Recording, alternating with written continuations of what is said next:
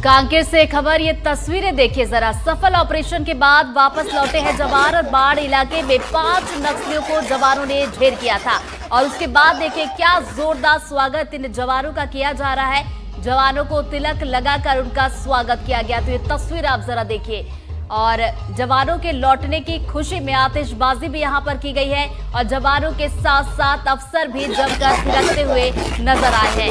ये देखिए ये वो तस्वीरें हैं जिसका शायद ये जवान इंतजार कर रहे थे, जो जंगल में देखिए चले गए थे। सर्चिंग अभियान उनकी तरफ से किया जा रहा था। नक्सली वहां पर मौजूद थे और एक रणनीति के तहत ये पहुंचे थे और सफलता देखिए इस रूप में मिली कि 5 नक्सलियों को जवानों ने ढेर किया था। उनके शव आए और उसके बाद जवानों का इंतजार किया जा रहा था सफलता के बाद जब वो लौटेंगे। और ये वो तस्वीरें अब सामने निकल कर आ रही है जब जवानों की टुकड़ी जंगल से बाहर आ चुकी है और उसके बाद जवान यहाँ पर अपनी कामयाबी का जश्न मनाते हुए नजर आ रहे हैं। तो देखिए जवानों के लौटने की खुशी में यहाँ पर जवानों को तिलक लगाया गया है, आतिशबाजी की गई है और फूलों से उनका स्वागत किया गया।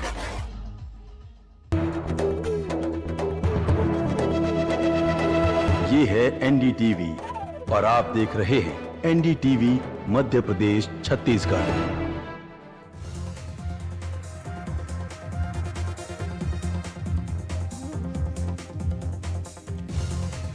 सीएम साय ने की नक्सलियों से हिंसा छोड़ने की अपील, कहा मार्च 2026 तक बताई नक्सलवाद के खात्मे की डेडलाइन। 11 महीने में मारे गए हैं 200 नक्सली और 1500 नक्सली हो चुके हैं गिरफ्तार और सरेंडर।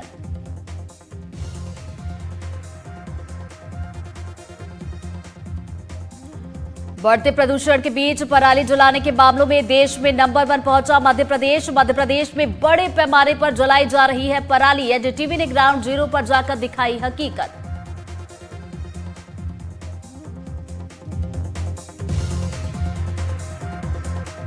बंद होने की कगार पर मध्य प्रदेश के 11 जिलों में सहकारी केंद्रीय बैंक। सैकड़ों करोड़ों के घाटों से वित्तीय हालत खराब। नाबार्ड ने आरबीआई से की लाइसेंस रद्द करने की सिफारिश।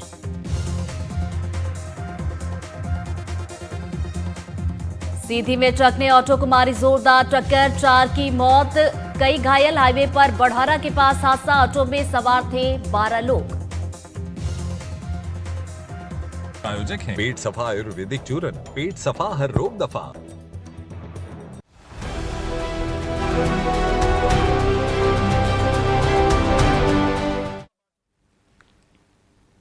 नमस्कार, स्वागत है आपका। एनडीटीवी देख रहे हैं आप, मैं हूं आपके साथ रितु सिंह। और चलिए बुलेटिन की शुरुआत करते हैं। मध्य प्रदेश पराली जलाने में नंबर 1 बना हुआ है। एक तरफ जहां लोग पंजाब और हरियाणा के किसानों को कोस रहे हैं, तो वहीं दूसरी तरफ पराली जलाने के मामले में मध्य प्रदेश पंजाब से कई आगे है। 14 नवंबर तक पंजाब में 7,626 मामले दर्ज किए गए, जबकि मध्य प्रदेश में 8,917 मामले दर्ज किए गए, जो पंजाब से 14.5% ज्यादा है। उत्तर भारत के अधिकांश राज्यों की अगर हम बात करें तो अधिकांश राज्य इस वक्त गैस चैम्बर में तब्दील हो चुके हैं। आलम यह है कि लोगों का सांस लेना तक मुश्किल हो गया है, लेकिन फिर भी पराली जलाने की घटनाएं रुकने का नाम नहीं ले रही। मध्य प्रदेश में 15 सितंबर से 14 नवंबर 2024 के बीच पराली जलाने की जो घटनाएं सामने आई है, उनमें सबसे ज्यादा 489 श्योपुर में दर्ज की गई। जबलपुर में 275 घटनाएं हुई हैं। वहीं ग्वालियर की बात की जाए तो ग्वालियर, नर्मदापुरम, सतना, दतिया जैसे जिलों में लगभग 150 घटनाएं दर्ज कर ली गई हैं। और ये डेटा देखिए पंजाब और हरियाणा जैसे कृषि में अग्रणी प्रदेशों से भी ज्यादा है। अब आपको अपने रेजिडेंट एडिटर अनुराग द्वारी की एक रिपोर्ट दिखाते हैं। रिपोर्ट जरा आप देखिएगा और समझिएगा कि हम एक जिम्मेदार नागरिक होने के तहत क्या कर रहे हैं। मध्य प्रदेश ने पराली जलाने की घटनाओं में पंजाब को भी पीछे छोड़ दिया है। हालात ये हैं कि दिल्ली की मुख्यमंत्री कहने लगे हैं कि पराली का ये धुआं दिल्ली को भी प्रदूषित कर रहा है। हालांकि विशेषज्ञ मानते हैं कि हवाओं का रुख उत्तरी नहीं है तो दिल्ली पहुंचने की कोई बात ही नहीं हो सकती, पश्चिमी रुख है। और वैसे भी मध्य प्रदेश में जंगलों का एक तरह से कवर है और दूसरे प्रदेशों में जाने की जो बातें कही जा रही हैं वो उसमें बहुत ज़्यादा तथ्य नहीं है।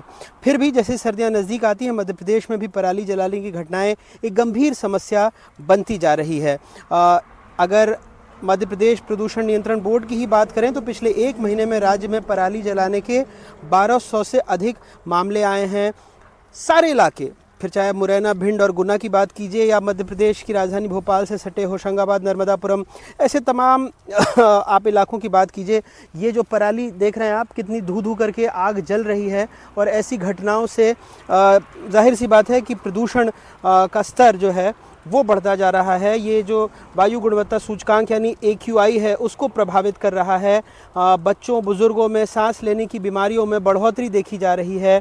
और जो विशेषज्ञ हैं वो भी बताते हैं कि कई हानिकारक गैस इससे निकलती है और मिट्टी की जो उर्वरक ताकत है, उर्वरता है, वो भी इससे प्रभावित होती है।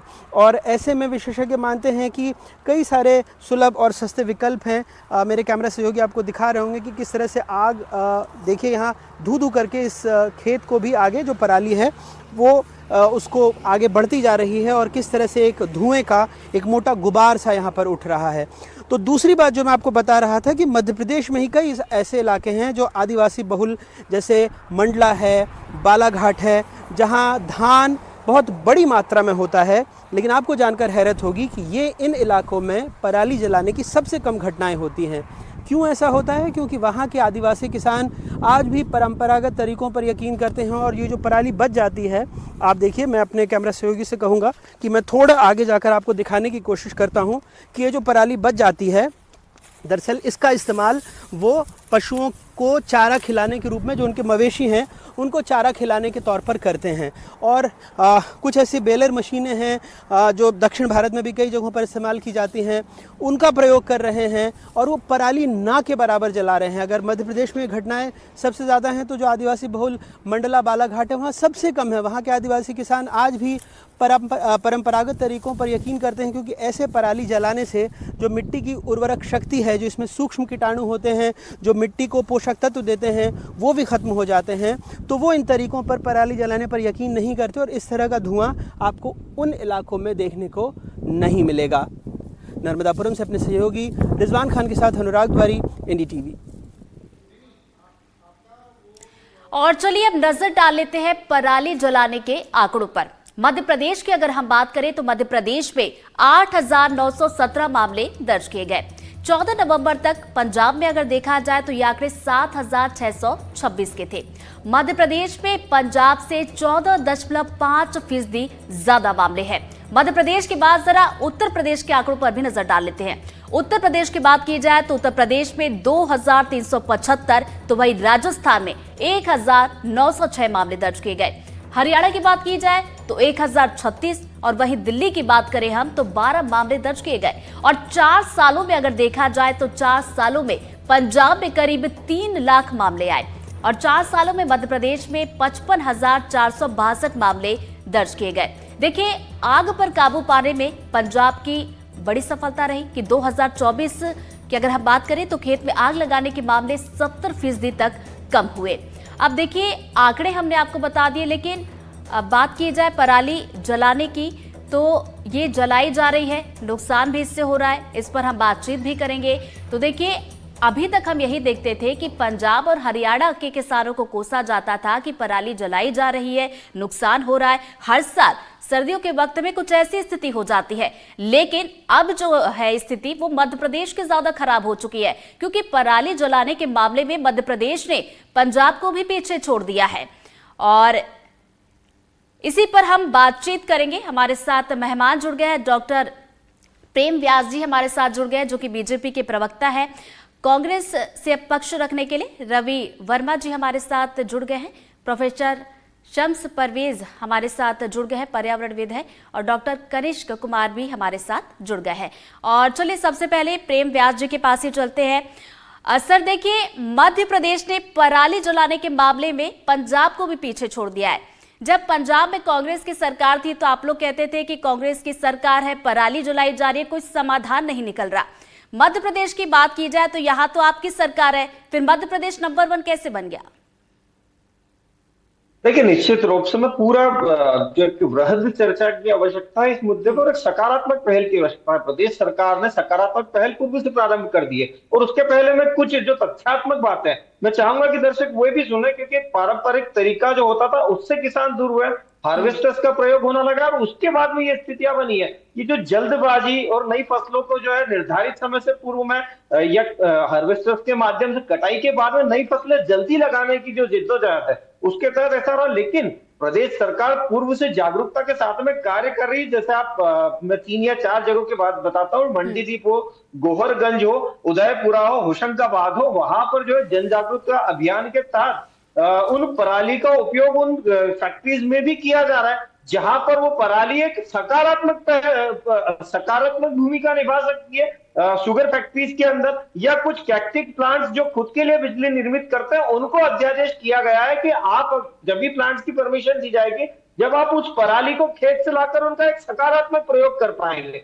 तो जन जागरूकता अभियान के माध्यम से हो या जैसा मैंने बताया कि हमने 4 या 5 जगहों पे प्रयोग किया है और सफलता के साथ में कुछ समय बाद में मुझे लगता है कि इनसे कई एक हद तक निजात पा सकती है क्योंकि किसानों से जुड़ा मुद्दा है। इसको संवेदनशीलता के साथ में और सार्थकता के साथ में सुलझाने की आवश्यकता थी। सरकार ने जैसे दिल्ली, पंजाब और यहाँ पर अभी और आवश्यक कार्य करने की आवश्यकता है, लेकिन प्रदेश में अपने स्तर पर इससे निजात पाने के लिए कुछ कदम उठाए गए और मुझे लगता है वे सार्थकता भी प्रदान करेंगे। चलिए दोबारा आपके पास लौटेंगे। डॉक्टर कनिष्क कुमार जी भी हमारे साथ जुड़ गए हैं। सर देखिए, दिल्ली से 700 का खतरा मध्य प्रदेश तक जा पहुंचा, आखिर इससे बचा कैसे जाए? सबसे पहले तो मैं ये कहूँगा कि ऑफ कोर्स आप सही कह रहे हैं कि अभी जो हमारे हॉस्पिटल में पेशेंट्स की आने की जो फ्रीक्वेंसी और संख्या होती थी वो कहीं ना कहीं अब 1.5 से 2 गुना हो गई है। जो एडमिशन है, हॉस्पिटलाइजेशन है, वो काफ़ी बढ़ चुके हैं और ऐसे में निमोनिया का खतरा भी बढ़ा है और उस तरीके के पेशेंट्स काफ़ी आ रहे हैं। ऐसे में जो पेशेंट्स को ऑलरेडी लंग्स की प्रॉब्लम है वो बहुत ज़्यादा गंभीर रूप से अफेक्ट हो जा रहे हैं। नॉर्मल लोग अगर जो हैं जिनके लंग्स हेल्दी हैं उनको थोड़ी बहुत अगर खांसी हो रही है या बुखार आ रहा है, थोड़ा इन्फेक्शन हो रहा है तो वो ठीक हो जा रहे हैं, हॉस्पिटल की जरूरत नहीं पड़ रही, ओपीडी बेसिस पे ही ठीक हो जा रहे हैं। बट अगर किसी को लंग्स की प्रॉब्लम है, उनकी एडमिशंस बहुत बढ़ जा रही है और जान का खतरा काफी ज्यादा बढ़ चुका है। ऐसे में अगर इसके लिए सुधार के लिए मैं कहूँगा तो ऑफकोर्स पॉल्यूशन को रोका जाए, एयर क्वालिटी इंडेक्स को बेटर किया जाए जो कि काफी खराब हो चुका है इस समय में।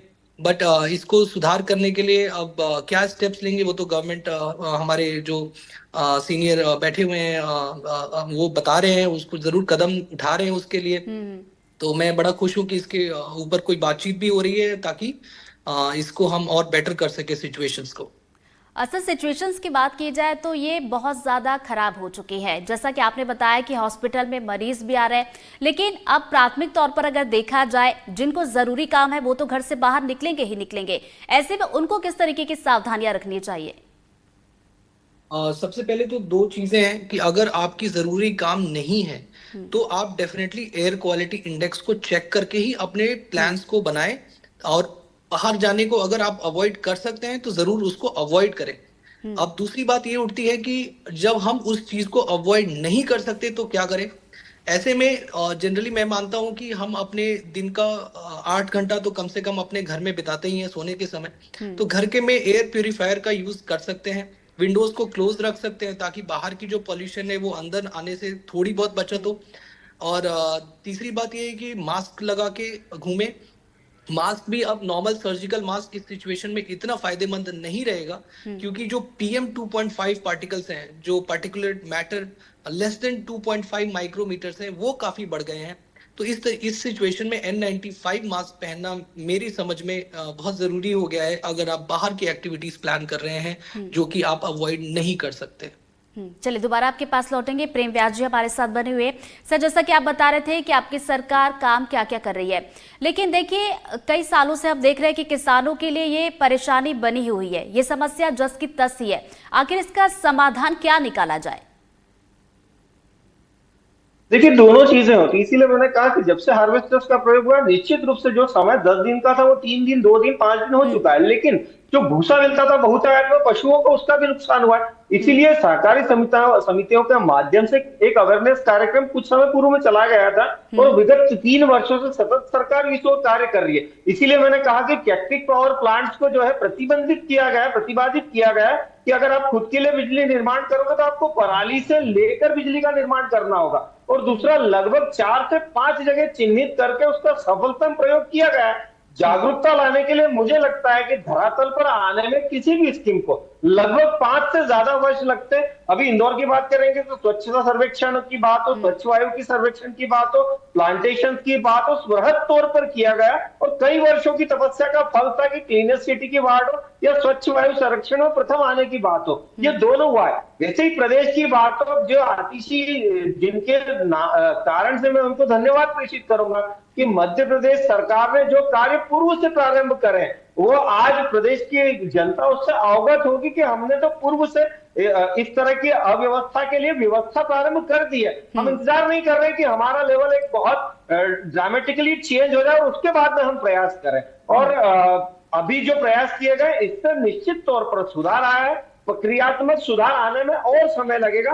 कुछ और जिलों को चिन्हित करा है जहां पर ऐसे सेटअप्स डेवलप कर रहे हैं कि जहां पराली का प्रयोग करें ताकि किसान को भी उससे नुकसान ना हो, वातावरण को नुकसान ना हो, कि किसान की जो फसल है वो समय पर कट जाए और खेत को नुकसान ना हो और पशुओं को आहार भी मिल जाए। उस और सरकार कार्य करी और निश्चित रूप से आने वाले समय में चाहे वो शुगर प्लांट में जैसे निर्देशित किया था, चाहे वो एक प्री लैमिनेटेड बोर्ड्स होते हैं वो भी पराली से बनाए जाते हैं, तो प्री लैमिनेटेड बोर्ड्स की फैक्ट्रियों को निर्देशित किया है। लाइसेंस संबंधित सभी प्रक्रियाओं के निराकरण के पश्चात उनको प्रदर्शित किया था कि आपको पराली की खेतों से लाकर एक बृहद योजना बनानी पड़ेगी ताकि पर्यावरण को भी बचाया जा सके, आम जनमानुष का जो गला घुटता है उसको भी बचाया जा सके।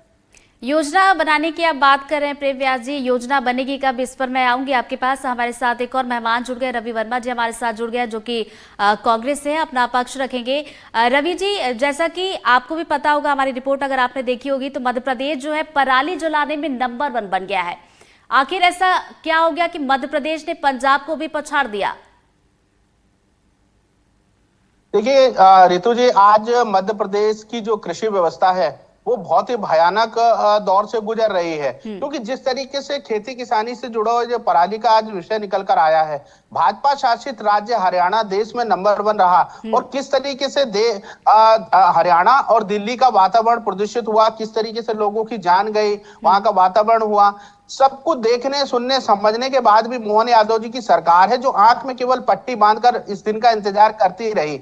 आज उसका ये परिणाम है कि मध्य प्रदेश जो है देश में नंबर 1 हो गया पराली जलाने में, क्योंकि सरकार सही समय पर संसाधन उपलब्ध नहीं कर पाई या जो इंडस्ट्रियां थी उनके साथ टाई अप नहीं कर पाई। अगर इस तरह के प्रयास किए होते, ये कह रहे हैं कि योजना बनाएंगे, इनका यही होता है, यही रोना होता है भारतीय जनता पार्टी के नेता प्रवक्ताओं का या मंत्रियों का। ये घटना घट जाने के बाद ही इस तरह का एक रटा हुआ भाषण है, जुमला, जिसे देश में जुमला के नाम से भी जाना जाता है कि योजना बनाएंगे और योजना बनेगी, तो ये लोगों की जान माल का नुकसान होना भारतीय जनता पार्टी की सरकारों में एक आम व्यवस्था के रूप में देखा जाने लगा है कि सरकार अगर समय पर चेत जाती तो आज इस तरह की नौबत नहीं आती कि आज हजारों लाखों लोगों की जान जोखिम में डाल दी सरकार की बदइंतजामी ने।